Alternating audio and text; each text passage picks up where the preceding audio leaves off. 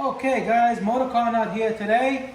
We're going to be replacing a battery on a 2010 to 2017 BMW X. This happens to be a 5 Series, 528, but all the 1 Series, 3, 5, 7, 6 Series, they're all the same. The battery's in the back.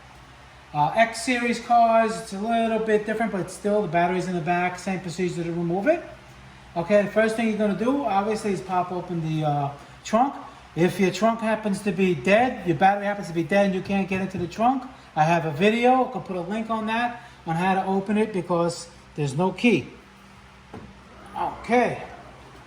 Now, what you're going to need some kind of a claw or screwdriver to pry out the fasteners, a 10mm socket wrench, and a 13mm.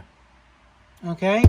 And a rag to put on the negative battery terminal if you disconnected it and keeping the battery in. But this is to remove it, so you probably won't need that. Okay, first thing you do is you take this up. There's going to be two 10mm plastic nuts here, one there and one there. I already took them off. Okay, and what that does, it releases this, and you slide this right out.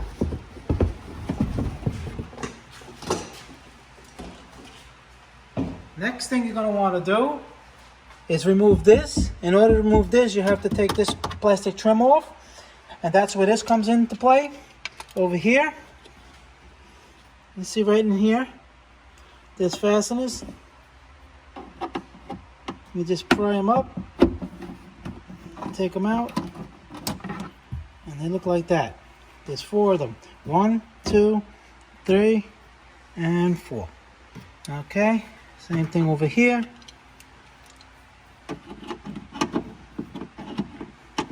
Okay, and then this comes right out like this.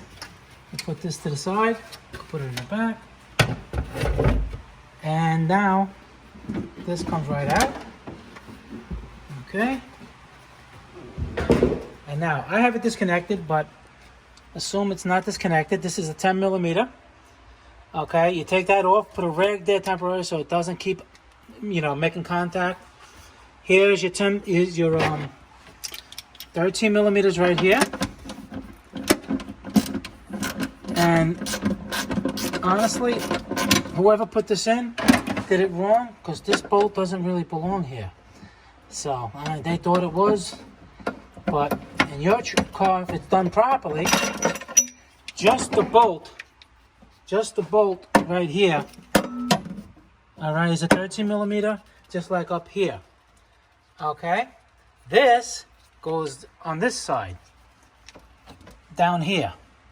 All right, that's where it goes, there and there. Okay, so just to make a note of that, take this one off.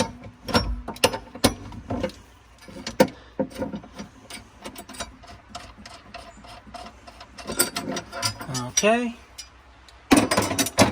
Now, so you got the negative off. Over here, you're gonna open this, and that's the 10mm right there. Take this, make it nice and loose, and now this whole thing, you wiggle it, and it comes up, and it stays like this. There it goes.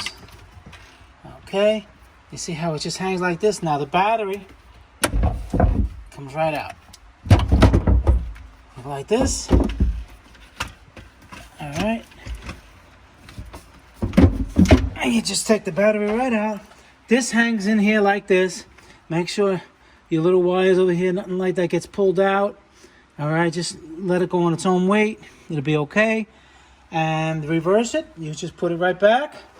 Put it down in here.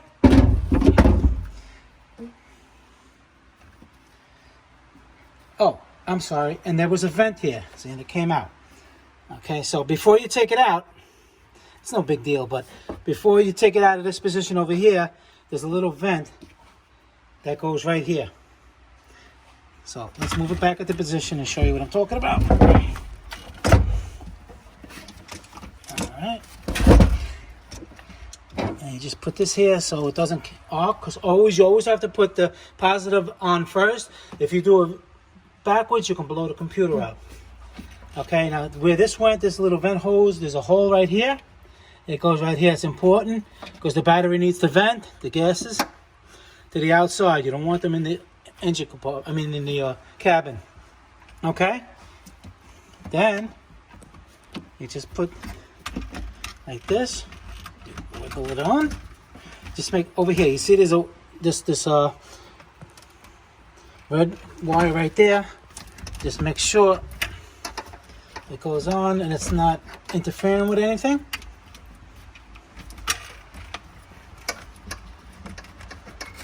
Like that.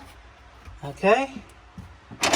You make sure it's everything is flat, nothing's pulling. You put it back on. You tighten it up. I'm not going to put the negative on because I'm working on this car, but you put your negative on after you did the positive, and then you just reverse the procedure. You put the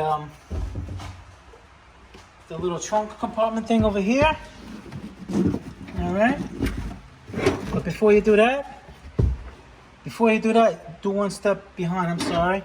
You have to put this on before you put this on. You probably already knew that when you were watching the video, saying, oh, he's doing something wrong. All right. And then you just reverse the procedure and you're done. And you're going to have to set the radio. It may have a code. You know, you should have that code to put in the radio and the navigation if it needs it. This car, I hooked it up. It didn't call for it. Usually you need the code. If you, let's say you replace the radio, you put the same exact radio, but it was from a different vehicle, then you're going to need the code for the other radio because it's for theft reasons, so you don't steal. So basically that's it. All right, guys, Motorcar Nut, please subscribe, hit the like button. Any questions about this video, leave them below and I'll get back to you as soon as I can. Watch all my other videos. I have hundreds of videos on how to save you hundreds and even thousands of dollars. Thanks for watching, guys, and I appreciate all the comments.